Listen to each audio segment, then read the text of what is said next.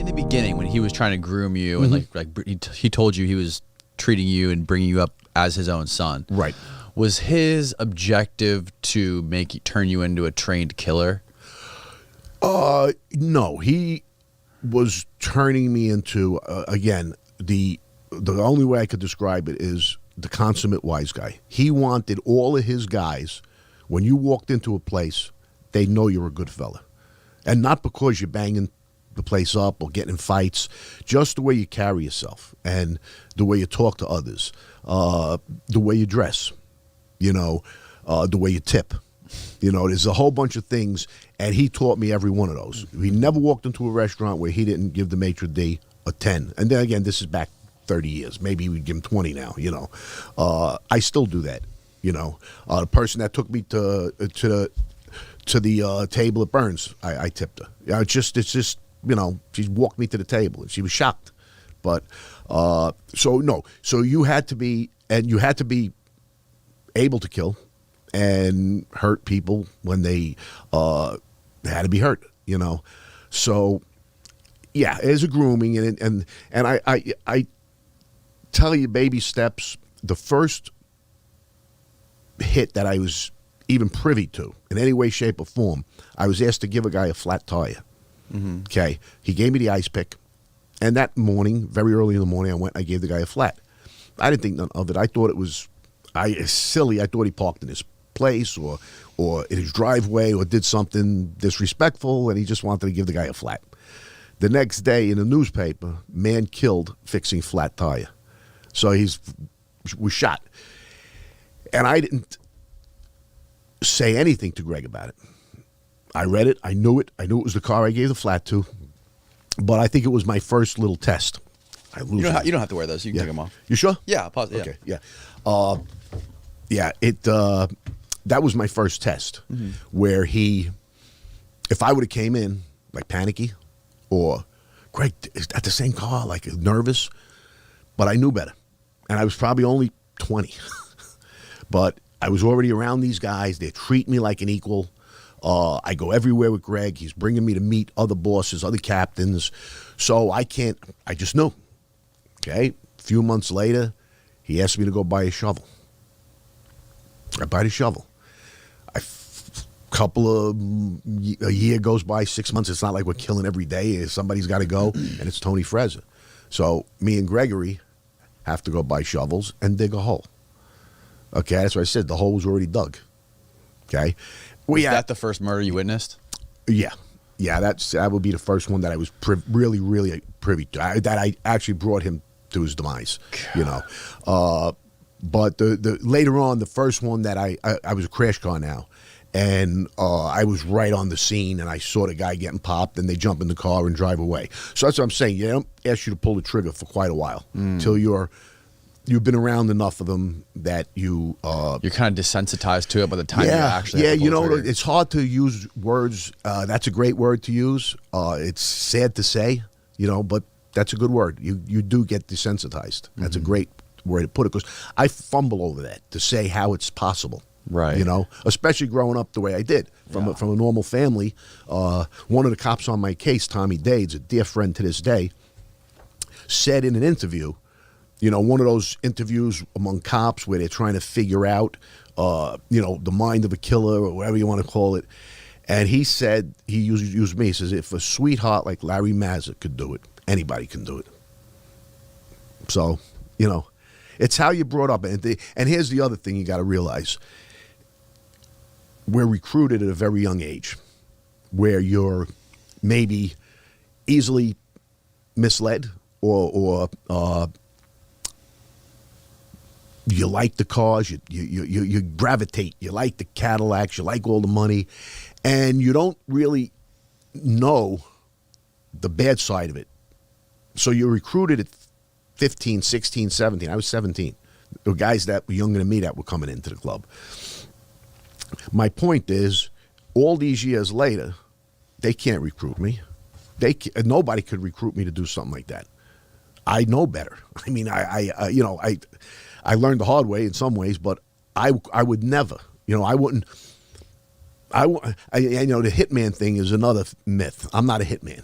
You know, the newspaper one day put an article out, hitman to testify against what do they call him? A G-Man. G-Man.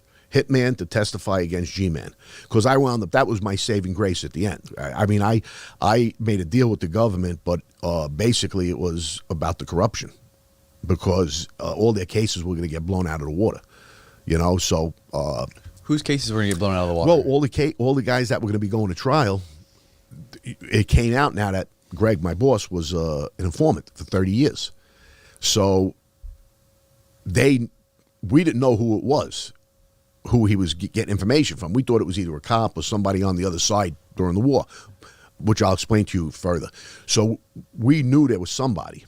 But now he admits, fast forward, while he's away, that he was a government informant. So he wanted leniency. Even at the very end, he wanted leniency after all the murders we did during the war. You know, and the judge says, no, can't do it, not this time. And he sentenced him to 10 years, which was life for him anyway. The aspirins, what were yeah. That was just not to get a headache? Was there anything else? We would go for a drink every night after the club. The aspirins and the liquor have a nice little effect? No, I think it's just so, if you drink too much, you get a headache. Yeah. He had the aspirins first, so he wouldn't get the headache. Okay. That was his thinking. I do that with Advil sometimes. I wonder if that's bad for you. I don't know. I think it's the aspirin itself that is very acidic and caused these holes in his stomach. Yeah, so they burst all at the same time. Anyway, he almost died, and he had to get a blood transfusion. This is another story that you can't make up. 30 of us show up to give him blood. One match. First of all, he should have took the hospital blood. It was screened. They knew there was no AIDS in it. And this is right at the height of AIDS. Mm-hmm. One match. One of our guys, Paulie Pumps, big muscle guy. He's the match. He gives him the blood. It's tainted with AIDS. So Greg winds up with AIDS. And Paulie got it from needles. He was steroids from. Jesus. They would share them. Yeah, I always say it because it's the way things are now. It doesn't even matter. But he wasn't gay. I mean, everybody thought it was a gay thing, right? And it was for the most part, right back then. But he had more girls. He was polished. He's the first guy that taught me how to drink wine and taught me about the finer wines. So Paulie, but it was divine intervention that this is what God wanted for Greg to go out that way, or just dumb luck. I don't know, but he wound up with AIDS, and he had enough money that he was able to survive it because he kept using all the trial drugs. But eventually, he lost so much weight, and the dementia was kicking in. And during the war, he had dementia. So we were out, hunting. How old was he at this time? Probably, it's funny to say it. I got to say early 60s. Really? Yeah. Because I met him, he was about 51, 52 when Linda was 32. He was like 20 years older than her. And this is 10 years later, 60, 61 years old. Okay. Yeah, that's about it. Yeah. So, I'm 60. So it's like, you're making me think about it. I'm saying it's really, I don't feel like I'm ready to go soon. No, but yeah. dude, you look great for 60, man. Great shape. Thank you. Appreciate that. But so he eventually died from that in jail. Yeah. Yeah. But yeah, the war was a nightmare. How long after he was in jail did he finally die?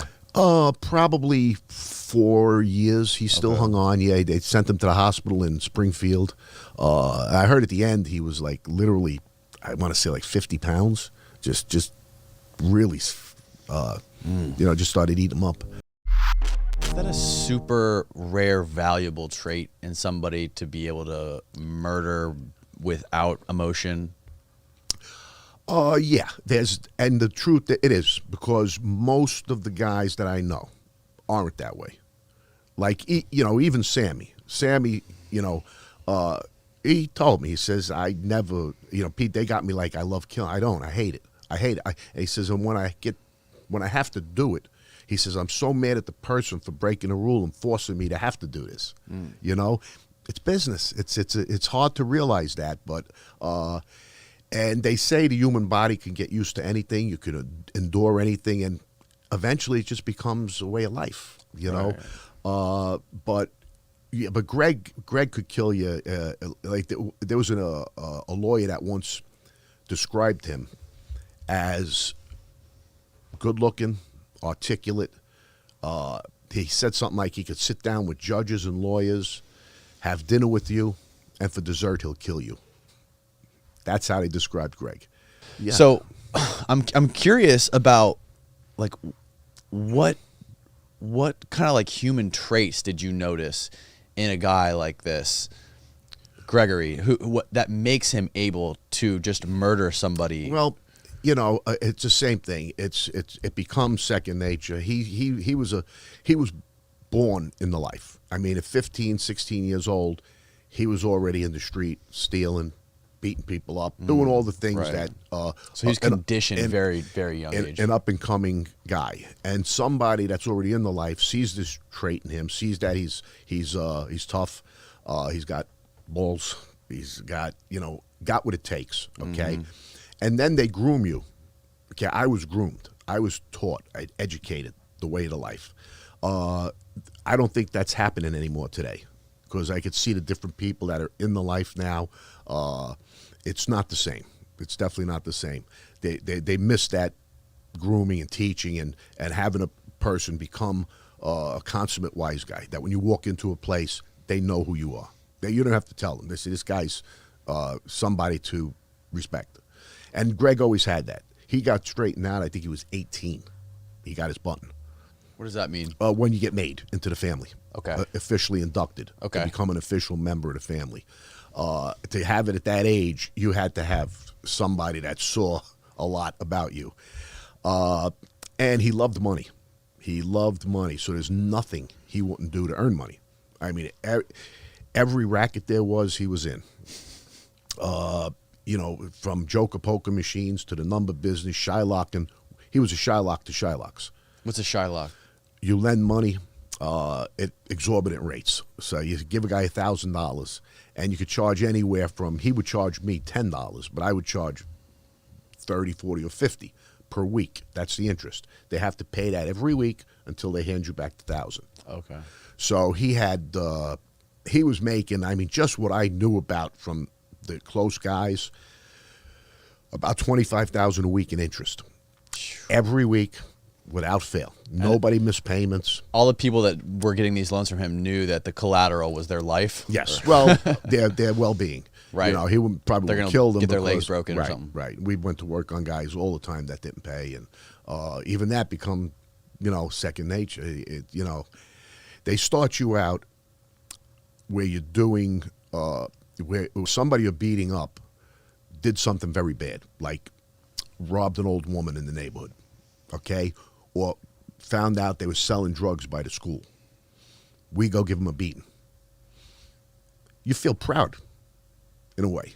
You think you did the right thing. You got this drug dealer away from the school, or you got even with this person that robbed a friend's grandmother. Then you participate just because a guy owes money. But you're already seasoned. They take baby steps. They never ask you to kill your friend. That's like a myth. Like your best friend. No. They're not going to ask ask. the movies. Right. The ones they're going to ask you to kill is somebody, again, early on, somebody that did something really bad. Later on, it becomes looser. This guy, had a fight with Junior Persico's nephew, and Junior Persico's nephew lost the fight. We have to go kill the guy. I mean, it's a fight. Yeah, I got in fights growing up. If I would have been killed 5 times for winning a fight. I lost fights too. Don't get me wrong, but it's just I actually got called to a meeting that I was in an after hours, and we weren't supposed to be in after hours. What's the after hours? Okay, the nightclubs close at 4:00. And there's clubs that open at 4. Oh shit! Yeah, and they're illegal, but they were all around. So I was in one of these places, and I get in a beef with. I find out later on it's Paul Castellano's nephew. I didn't know, and he picked a bad time because I was really at the peak of my martial arts. I was good, and I won the fight. Okay, I didn't abuse him. I didn't keep hitting him when he was down. Once he went down and I walked away, it was over. The next night I get a call. I have to go to the diner, and it's like late at night, almost morning. It's one of those 24-hour diners, you know. And I'm thinking to myself, oh, why do I got to go see Greg at 2 o'clock in the morning? You know, it's a little... Oh, it's Greg you had to go see. Well, he's doing that call for me. Right. So I get there. I see Sammy the Bull hanging out outside. He says hello to me. I walk in. Who's sitting? Scappy, our captain, Greg, and Paul Castellano. You're shitting your So pants. No, I don't know what happened yet. Greg, okay. Greg now comes over to me and walks me outside, or to the front door, and he says, "What happened last night?" I said, "What are you talking about?" I says, "We went out." I says, "You got a beef?" I said, "Oh yeah, I got a fight." I says, it happened once in a while. He says, "Well, that was Paulie's nephew." So I said, "I didn't know," and he's telling me he wants satisfaction, he wants to kill me. So Scappy, but I learned a lesson here too. So Scappy is talking on our behalf. He's captain. He was a boss for a while, very well respected, and so I remember. Now Paul's talking to me. He says, if it wasn't for Scappy, okay, you'd be dead already.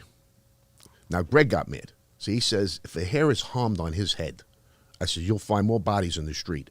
Now Scappy had to Greg, he shouldn't have said that, but he's feared. Paul would have shit his pants if they had to go to war together. Paul was no Greg. Right. He was a boss and he was a businessman. So anyway, long story short, I owed Scappy my life now. Right. Because he saved me. So now I owed him. What kind of a guy was Scappy? Scappy, old school, old time mob guy that died in prison.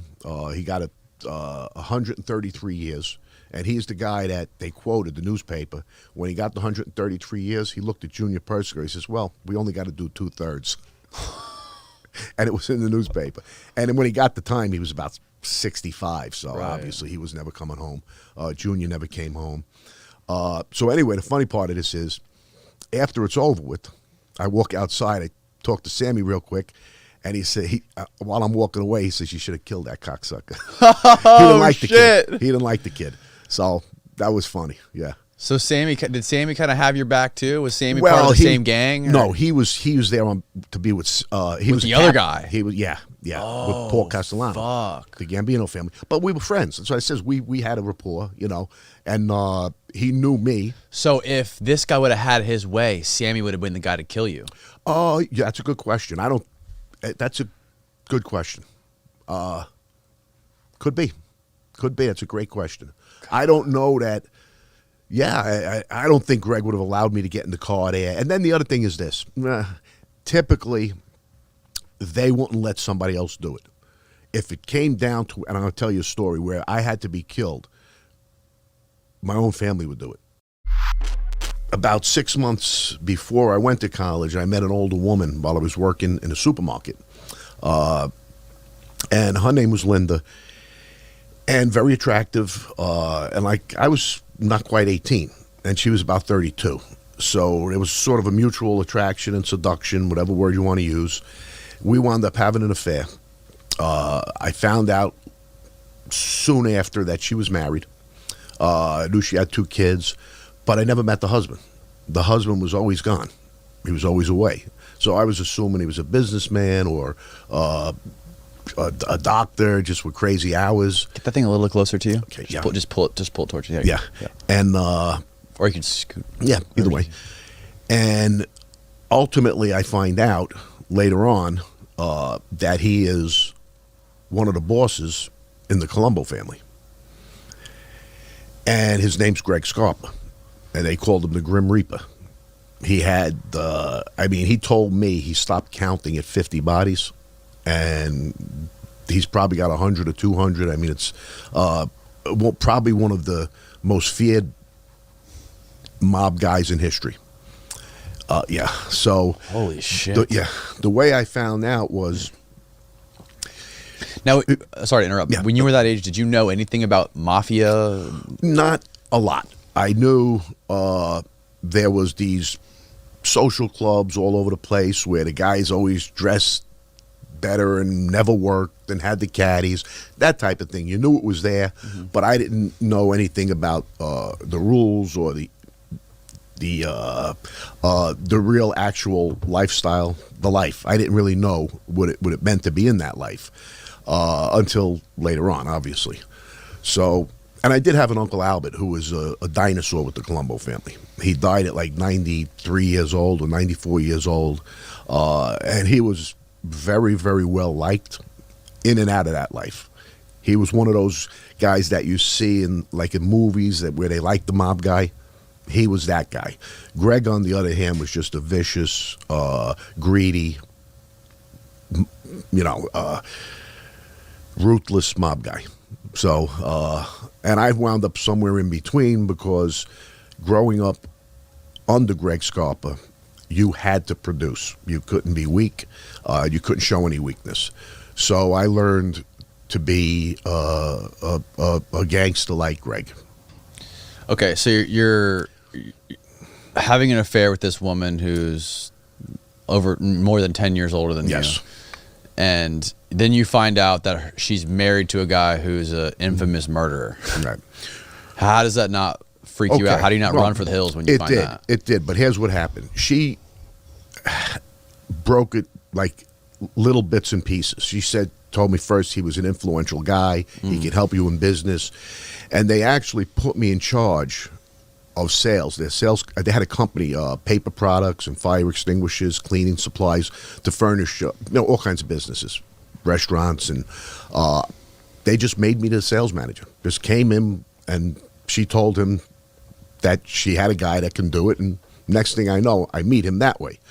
So now going to different establishments to get the business, if they said no, the next day he would send somebody to the place and say, all right, Larry, you go back tomorrow. I would go back. They were so happy to sign me up. So the business was, I started understanding, of exactly what he was. But he was strong-arming people to do business with you. Yeah, to make sure they gave me the business. Yes, that was his influence. And it was going well for a while. But what happened was, because now I knew him personally, and he was helping me and making me successful in this first legitimate business, I started feeling guilty and paranoid. I says, now it's really, really bad. If he finds out, he's got to kill me. I know who he is now. So this went on for months, and he saw I did some things that were paranoid. Like when he would call me to a meeting, I wouldn't go. I said, he's going to kill me tonight. Or if he wanted me to drop him off downtown or bring him somewhere. And I was always the one to do it, but I started worrying. I said, one of these trips, I'm not coming home, Because he's going to find out about you and his wife. Yeah. So ultimately, somewhere along the way, they discussed it, or she told him. There's a lot of theories now. There's people think he might have known from the very beginning. Very possible. Some say, well, the other thing you got to know is he had 2 other wives. Yes. At the same time? Yes. So he had 3. He had one that was living in Vegas, an Israeli beauty queen. He had Connie, who was his first wife, with his first children. And then he had Linda, who actually was a common law. I'm pretty sure they never got married. We found that out later on. So he was juggling 3 wives and 3 lives. So the other theory is that I made it easier for him because his youngest wife now wasn't going to complain when he wasn't around. She had her own little toy or her own, keeping her occupied. Right. So anyway, he confronts me with it one day. We're driving to the club. And he knew because just a couple of days earlier, I didn't show up somewhere. And he said, this is not like you. He said, something's wrong. So on the way, he started breaking the ice. And it's just us 2 in the car. And we would get to the club every day about a half hour before the rest of the men showed up. And on the way, he's saying things like he loves me like a son. Linda loves you. I'm going to have this conversation with you because I think you're very mature for your age. I'm only 19 now. This was about a year and a half later we had this talk. And we wound up getting out of the car, walking into the club. We go, he sits down behind the desk. I sit at my spot on the other side of the desk like we do every day. And he's going on, and finally he says, I know about you and Linda. So my heart's beating. And I remember always saying that I would never admit it. I would never, ever admit it. I says, I just have to deny it. But something came over me like it was do or die. It was time. I mean, I loved her. I didn't want to not be with her. And my answer to him was, Greg, I have a lot of respect for you. You know that. And I think you are far from an idiot. But only an idiot wouldn't see it, what was going on. I mean, he knows I'm there, constantly. I'm with her all the time, even when he's away. And I didn't believe he really thought I was helping her around the house and shopping for her. Come on, after all this time. So I sort of, maybe deep inside, I knew that he knew. It's just a weird, weird time. It was very rough. It was tough. But now the weight of the world was off my shoulders. But I did learn one of the main rules that day. He took me outside. We would hang out on a parking meter, lean on the meter, get some sun. And he told me that it's okay. He says, I'm fine with it. If anybody outside the three of us finds out, he says, you and I will be killed. It's a rule. Somebody could kill the Grim Reaper? Well, yeah. We're breaking one of the rules that is told to you the day you become a made guy. You never turn on the family. You have to come whenever the family calls for you. They come first. No drugs. Obviously, omerta, no talking to the law. And no messing around with other people's wives or girlfriends. So I learned that rule that day, but as the years went on, I also learned every one of those rules is broken. It's a facade. Wow. Everyone. There were so many guys dealing drugs, so many guys dealing with the feds. My boss himself was a 30-year informant. That's like the coup de grace, the end of the story of my life, to find out that he was, an informant for 30 years. That's interesting. I had a guy on here. I think the only other guy that I've had on the show who was like previous Mafia was John A-Light. Yeah, Johnny, I know. And he was saying the same thing, basically. There's no... Yeah. Typically, they wouldn't let somebody else do it. If it came down to, and I'm going to tell you a story where I had to be killed, my own family would do it. They wouldn't allow the Gambinos to do it. And there's a reason. They figure they'll torture me. They'll make it real hard. You want them away? We'll get rid of them. We had a friend of ours, Tony Frezza, who used to like to go out and drink. And when he did coke, he got a little crazy. And he liked the coke. So he was in Sammy's club called Tally's. And he winds up getting out of hand, acting crazy, whatever. The owner, Joey D'Angelo was his name, tells him he's got to leave. And he's a good fella. Tony wasn't a wise guy. So he doesn't go. So now a couple of the guys bounces, they physically take him out. He goes home, gets his gun, comes back and kills the good fella. That's a mortal sin. Can't even raise your hands to a good fella. So he winds up, Scappy tells him, get out of town. He goes down, comes down to Florida. I might have been in this area, Tampa. Really? So he comes down to Florida. Yeah, I think it was Tampa. It's funny. And he's trying to sort this out. So he goes to have the meeting with the Gambino family. And I'll never forget this either. We know he's at the meeting, and we're waiting for him to come back. We all like Tony. He's one of us. He's a tough guy. He's good. We all liked him. He comes walking in, Scap. He used to walk in, bouncing his keys in his hand. So we heard him come in. And he always said, gentlemen. So that's what he did. He says, gentlemen. And we're all waiting. He says, I got good news and I got bad news. He says, the bad news is Tony's got to go. The good news is we get to do it. How chilling is that? That was the good news. But I understood. They would have probably tortured him for what he did to Joey D'Angelo. So, yeah, it's, and I was on the outskirts of that, one of my early hits. Were you there for that? Yeah, I wasn't at the actual shooting, but I was there. I actually picked Tony up with Mario at the airport and drove him to where Greg Jr. was waiting for him. Did he know that he was about to be executed? No, he thought. As a matter of fact, we made a stop, and Mario ran in and bought coke. Really? So he thought everybody was going to go party, and at that time I didn't do a lot of drugs or anything. I drank a little bit, but anyway, and the hole was already dug in the woods behind Gregory's house. God, and that somebody flipped years later and told what a body was. Why wouldn't they just be like if they really loved this guy like a brother? Why wouldn't you just be like, yo, go to the Bahamas, don't come back? That's what I said I would have done. Again, it's a difference, but a guy like Scappy, who lives by the rules of Cosa Nostra, he probably couldn't live with himself. He says if it was the other way around, if they hurt one of our good fellas, we'd want the same satisfaction. Right. So there are guys at a certain level who live this life that know the rules, and they just taking it to the grave with them, Plus, I guess you'd have to always have that concern in the back of your mind. If this guy does come back, then we're really fucked. Then there's a war.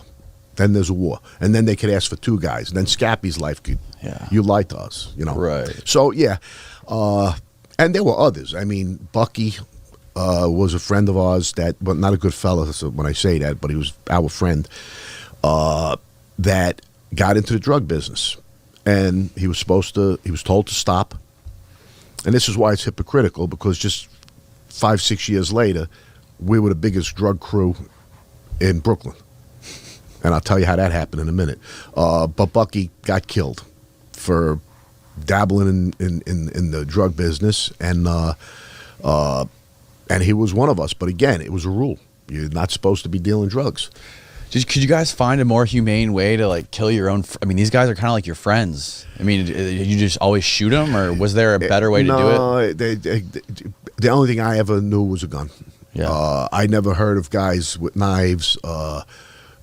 Never heard of poison. The only bombing I heard of was when they tried to bomb John Gotti, and they got Frankie DeChico instead, who was on the Paul Castellano hit, and it was another family.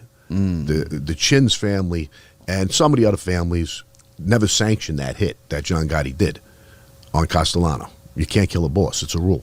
You just can't do it. Because if that starts happening, John's own consigliere told him, what you did, there's a bullet waiting for you now. You broke a rule. Yeah. So who's going to want to be the boss if you could just start whacking bosses to take over? So you don't hear about it that much. It's very rare. And it's even more rare to kill a consigliere, because a consigliere his position is to save lives. Right. And like that night with me, if it was our family, this was two different families. So, but if it was the consigliere, he's like the lawyer, the negotiator.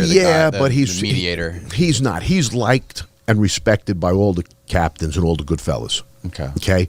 So if he calls you to a meeting at 2 a.m, you go, and you have all the confidence in the world. You're not getting killed. And again, that's a sacred rule of the life. So if you really believe in the life, and he calls you, you go. That slipped over the years too, because guys in that position shouldn't have been in the position. They were cold-blooded killers. It's typically a position where guy did his work, made his bones over the years. He's well-liked. He's smart. He can, almost like you said, the movies make it like a lawyer, like Tom Hagen in The Godfather. But as a matter of fact, Greg told me that's the best position in the family. Because you're untouchable, and it's a lifetime assignment. They can never break you. If you're a captain, they could demote you. If you're the underboss, he could demote you. If you're a consigliere, it's for life. And that's the other reason it's such a trusted position. The way it all ended was Greg, at the end of the war, okay, his dementia was setting in, and he wasn't making good decisions. His son, Joey, who's my godson, I stood up for him at confirmation, winds up getting into the drug business, okay? And I'll backpedal that a little bit and tell you how the club went downhill. But Joey was now in the drug business. And I guess there was a corner that he claimed was his, and somebody else was selling there. So he went with a baseball bat.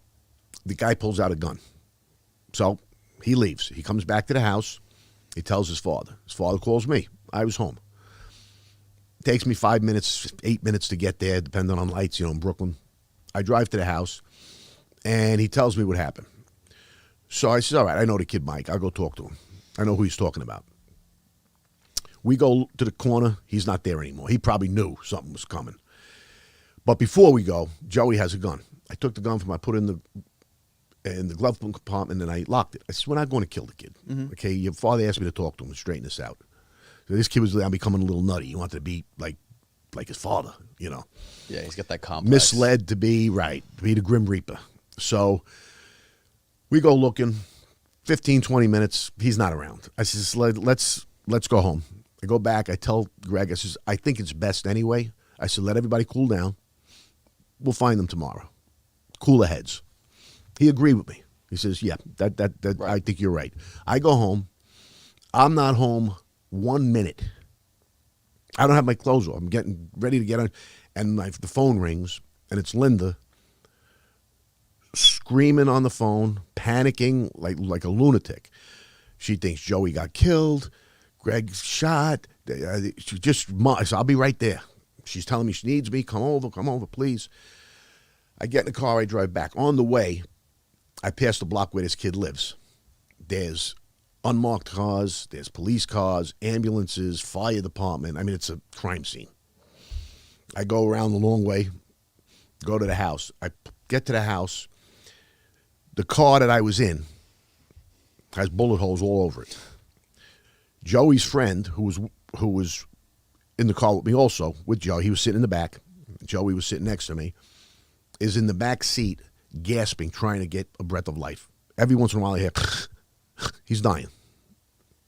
I go upstairs into the house. Greg is on the phone. He has a scotch in front of him. He's got a towel. He got his eye shot out. Okay?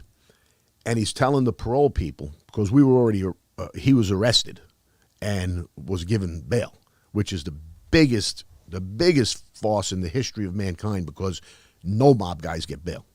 Nobody. They gave him bail. And he had the bracelet on. So they were calling this as your alarm went off. You were further than 50 feet from your house. And he's denying it. He says, no, I never left. I've been here the whole time. Now, I got to bring him to the hospital. Okay? What do you mean when you say he got his eye shot out? Oh, he went there with Joey. Joey was probably still breaking his chops. We got to get this guy. We can't let him do this. He pulled a gun on me.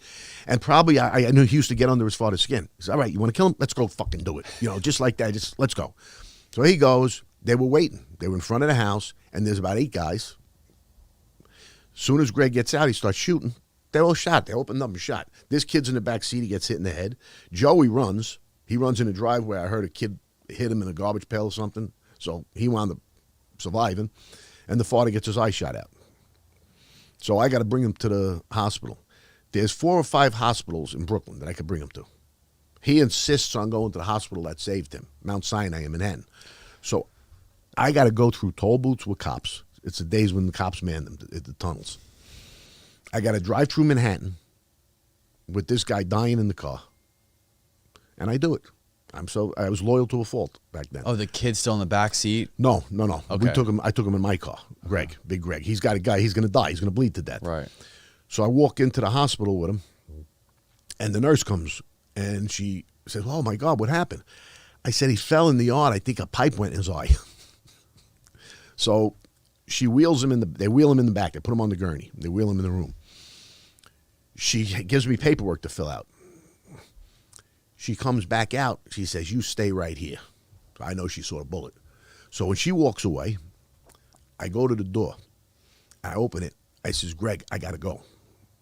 He's laying there like this. He goes like this to me. Thumbs up.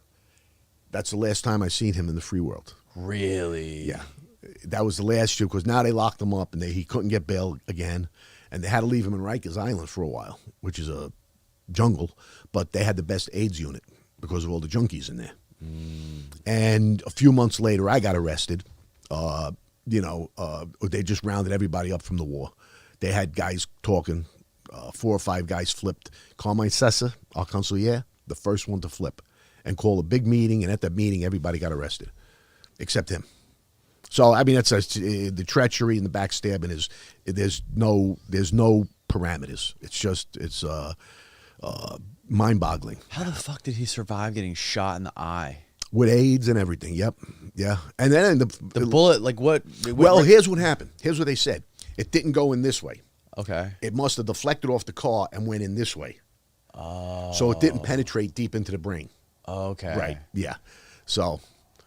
What a lucky and unlucky. Yeah, well, exactly. So, but he was running out of his 9 lives. You know, the AIDS was going to eventually, now being in prison, he was certainly not going to, survive. You don't get good medical attention in there. Yeah. You know, everybody wants to call people rats and things like that, but I always say there's a lot of different ways to break that rule.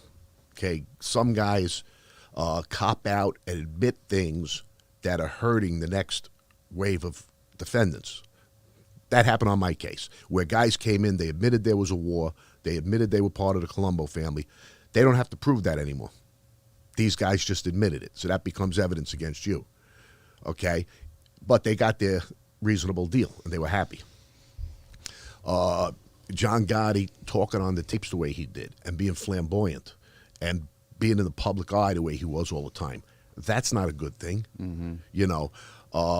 And then other guys do it, like my boss did, the smartest way of all, just be partners with an FBI agent your whole career and you'll never get arrested. And that's what happened with him. Wow. Yeah. He sold his own son out, Greg Jr., who I'm still very friendly with. He did 33 years, Greg Jr. And when the father died, he did a deathbed confession. And he saved other people. He didn't put me or his son as part of the deathbed confession, exonerating us. So this, it's. And is there stuff that he could have said that would have exonerated of course. you? He could have said that all I did was drive him places. He was my driver. He didn't know anything about the hits. It's what he did for Alley Boy Persico, who was the boss of the big boss of the family, Carmine Persico's son. And while I was away, Alley Boy told me that him and his father knew about Greg for the last 20 years. So knew about him talking to the FBI. Yes, I knew that he was, yeah. And then I found out later on there was an actual case from one of the attorneys on our case that I'm friends with now way after. There was a very big tax indictment, okay? And about 8 of the guys, heavyweights in the family, were all indicted. Greg was one of them. So they all show up to the first arraignment. And it gets delayed. You know, they always put it off for weeks. They come back to the next one. They're all there except Greg. They have to delay it again. A few weeks later, they show up again. No Greg. The 4th time, they show up. No Greg. They throw the case out. Okay? So those guys, Junior Persico was on that case. So he had to know something. But either he felt he helped us. So what's the problem? Right. Plus, they knew he could kill without having a problem. Right. They're never going to arrest him. So they had him doing a lot of work over the years. Plus, he was an enormous earner. So all those things, they gave him a pass for having being partners with an FBI agent. What kind of a prison were you in? Was it like a federal maximum security? Maximum security. And then as time went on, I wound up in medium. Okay. A medium. At the Mediums very are still pretty violent. Yeah. But they are. But you could avoid that. It's not like, again, like you see TV. There are prisons like that where there's just gangs and they're always, that's their life. Yeah. But most federal prisons are not that way. If you're not into the state penitentiaries or gay stuff, yeah. you'll avoid the fights. They'll actually fight over a guy. If you don't gamble, which I did every single day, but I made sure everybody had put the cash up. Stamps was cash in prison. Yeah. You want to bet a football game? Cash has to be put up. That was my main business, bookmaking. And I booked every day that I was away. I supported myself. that Really? way. Yeah, yeah. I'll tell you, this is a funny story. I said it 1,000 times. You're allowed 3 books of stamps. Everybody's equal. You can't have more than 3 books of stamps because you can use that for currency in there. 3 books of stamps in what time period? Like at any one time. Like if they come and shake my room down, my cell. You can only have 3 in possession. Right. If they see 10 books, they're going to write me up. Okay. Maybe I go to the hole. Maybe I get extra duty or whatever. When I got released, I had 2,000 books of stamps. Oh my God! Yeah. What? And I the left fuck? them. I left them in there with different guys. I gave one guy 500, one guy, so I made their time because you use them for. I pay a guy book of stamps to clean my room once a week. Pay another guy a book of stamps to bring me good food out of like broccoli and hard boiled eggs. I don't want to eat the garbage, so you can live a little better. Right. If you want to, if you got that mind, was always my mind. I says I'm going to put these 10 years back on at the end. Were you still in contact with any of these mob guys when you were inside? No, it's because everything's monitored. The phone calls, you can't really call. Right, but didn't you say some of the guys, like one of the original bosses was still the boss after he got locked up? Yes. Like, how do you do that? Visits. He would do it on visits. He would have, Chucky was a captain. That was his nephew that would go visit him. His son would go visit. So he would and they put him all the way in California, Lompoc. And he still would get messages. And that was also a problem during the war because his brother Teddy was not very smart. He was respectfully, he was a simple-minded guy. Okay? He wasn't shrewd. He wasn't street smart. But he was going, because he's a brother, he can go deliver messages. And he wasn't bringing the right messages back. Ultimately, we found out he was soft-coating because Vic made him a captain. So he sort of liked Vic. And I remember Junior saying, how do you make him a captain? His own brother. How do you make, but he did it with the Machiavelli tactic, by bringing one of the brothers as a captain. He's showing good faith. Right. Right. But he was bringing, like Greg would say, you bring this message to Junior and tell him that we are not going to stop shooting until the first word out of the mouth at the meeting has to be, you are recognized as the boss. Teddy would come back and say, nah, he wants you to keep talking. He wants peace. He wants peace. He wants to keep talking it out. And Greg told me there's no way Junior said that. There's no fucking way Junior said his message would be, take that cocksucker out. Right.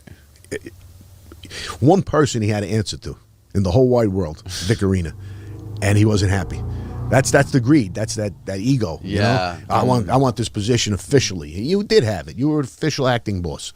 So all you had to do was run the ship and split it with Junior. Mm-hmm. I think he was worried he was going to be knocked down when Carmine's son, Junior Persico's son, came home. And I don't think that was going to happen. I don't think that was the case. My personal, and I had conversations with Ali about it. I remember him saying if he would have behaved, he could have kept the position. Mm-hmm. He says, I come out, I take that position, I'm back in the can in 6 months. So not immediately anyway. Maybe ultimately he would have wanted the position, but he was a cousin. He was Junior's cousin. So he should have been more loyal. Right. But Greg said he wasn't a powerful, tough guy.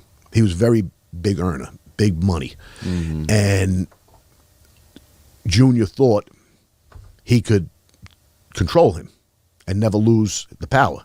But the problem was other people controlled him too. Right. Greg had said if he put a guy like himself, if he would put a guy like me, not me, Greg telling me this, or Joe T, name 4 or 5 guys, they would never try to take the family from Junior. And anybody comes to tell them to do it, they're going to tell them, talk like that once more, you're dead. Right. You're done. Right. I don't want to hear that. Vic didn't do it. He listened. And then John Gotti was integral. Major problem for us because he wanted Vic to win. The reason is Vic's underboss, Joe Scopo, grew up with John Gotti. And John, all the egos put together, his was still bigger. He wanted to be the boss of all bosses. There isn't anymore. There's equals. At the commission, they're all equal. But he wanted to have the strongest vote on the commission.